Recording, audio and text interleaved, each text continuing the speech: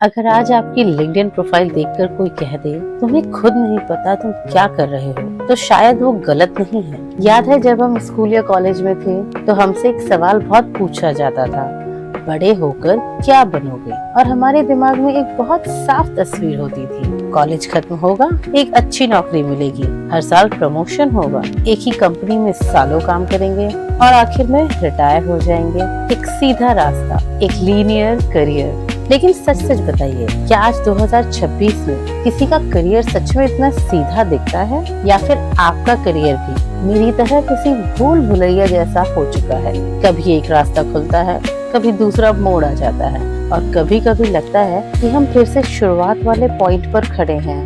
Hello everyone, welcome to millennial hustle with Jaya, और ये हमारा पहला ऑडियो ओनली पॉडकास्ट एपिसोड है। हम उन सवालों पर बात करेंगे जो हम मिलेनियल्स अपने मन में रखते हैं लेकिन अक्सर बोल नहीं पाते, क्योंकि आज की दुनिया में हसल सिर्फ पैसा कमाने का नाम नहीं है। हसल मतलब है खुद को समझना, बदलना और हर बार खुद को दोबारा खड़ा करना। हम मिलेनियल्स के ऊपर एक बहुत बड़ा प्रेशर रहा है। हमें हमेशा कहा गया है, एक अच्छी नौकरी पकड़ लो, अब सेटल हो जाओ, बार बार करियर क्यों बदल रहे हो, इतने साल एक्सपीरियंस के बाद फिर नई शुरुआत। और अगर आप 30 या 35 की उम्र में अपना करियर बदलना चाहते हैं, या नौकरी के साथ आप साइड हसल शुरू कर रहे हैं, या आपको लगता है कि शायद आपकी करंट फील्ड आपकी असली पहचान नहीं है, तो समाज आपको ऐसे देखता है जैसे आप कंफ्यूज्ड हैं। लेकिन आज मैं आपको एक बात बताना चाहती हूँ, शायद आप कंफ्यूज्ड नहीं हैं, शायद आप सिर्फ उस जनरेशन का हिस्सा हैं जहाँ करियर बदलना एकदम नॉर्मल हो चुका है।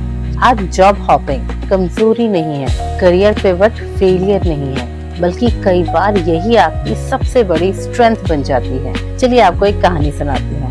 एक लड़की थी जिसने लॉ की पढ़ाई की, सालों मेहनत करके डिग्री हासिल की, उसने अपना करियर शुरू किया, सब कुछ बिल्कुल प्लान के हिसाब से चल रहा था। लेकिन कुछ साल बाद उसे एहसास हुआ कि उसका दिल उस काम में है ही नहीं। उसके अंदर कुछ और करने की इच्छा थी, वो लिखना चाहती थी, वो क्रिएटिविटी के साथ काम करना चाहती थी।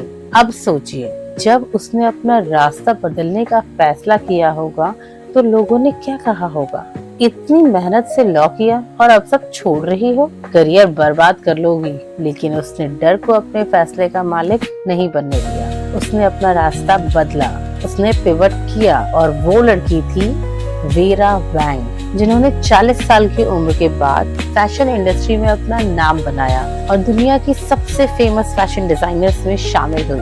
उनकी ये कहानी हमें एक बात सिखाती है, आपका पहला करियर आपका आखिरी करियर होना जरूरी नहीं है। हमारा करियर कोई रेलवे ट्रैक नहीं है जहाँ ट्रेन को सिर्फ एक ही दिशा में जाना है। हमारा करियर ज्यादा एक जंगल जैसा है जहाँ रास्ते चलते चलते खुद ब खुद बनते हैं। और सबसे खूबसूरत बात यह है कि जब हम एक रास्ते से दूसरे रास्ते पर जाते हैं तो हम अपनी पुरानी स्किल्स को पीछे नहीं छोड़ते, हम उन्हें अपने साथ लेकर जाते हैं। इन्हें कहते हैं ट्रांसफरेबल स्किल्स।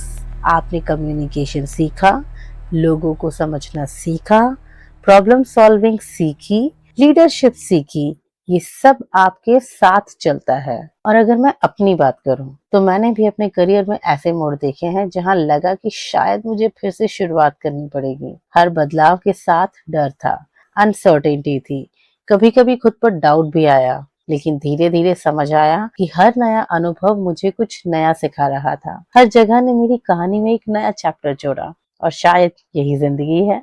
हम एक ही कहानी नहीं जी रहे होते, हम लगातार अपनी कहानी लिख रहे होते हैं। तो अगर आज आप भी अपने करियर के किसी मोड़ पर खड़े हैं, अगर आप कुछ नया शुरू करना चाहते हैं, अगर आप डायरेक्शन बदलना चाहते हैं, तो खुद को ये मत कहिए कि आप पीछे रह गए हैं। हो सकता है आप पीछे नहीं हैं, आप बस अपने करियर का अगला चैप्टर लिख रहे हैं।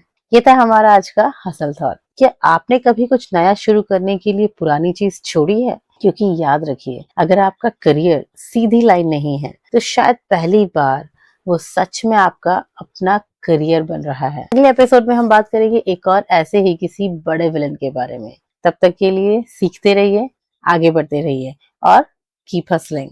मैं हूं जया और आप सुन रहे हैं मिलेनियल हसल विद जया। मिलते हैं अगले एपिसोड में। Take care.